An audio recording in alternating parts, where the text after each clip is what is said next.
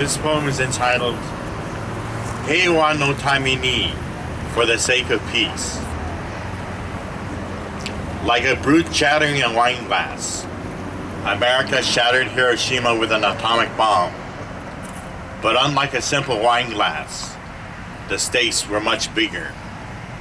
The act of simple destruction, so much more than simply sending particles of glass flying, but an act of destruction nevertheless, irreversible in its barbarism.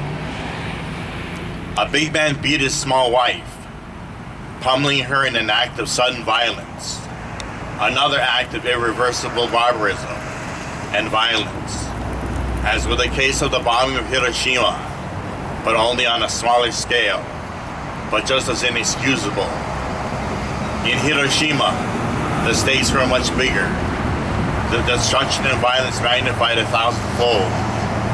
Thousands of lives erased in an instant of blinding white light, the act of ignorant hatred and violent intent, the indiscriminate death, typified by the outline of humans against the remaining wall, or the broken shell of the peace stone, terror and horror in the desperation of those who survived, half alive and burnt, burning and seeking salvation, roaming through a destroyed city under a black rain, many to die a lingering death of radiation poisoning later.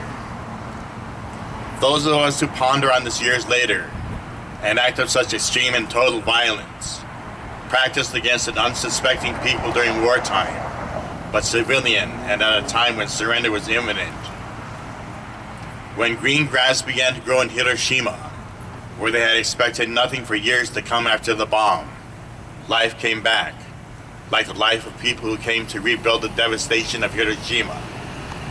And the message in the sadness and solemnity of the people of that city was that this should never happen again to anyone, ever.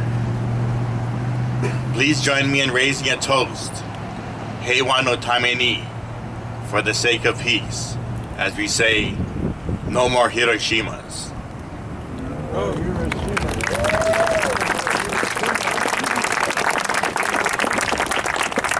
No more.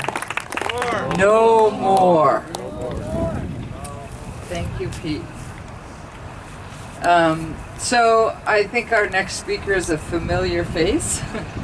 Cecile Pineda is the author of the recently released and highly acclaimed book, Devil's Tango: How I Learned the Fukushima Step by Step.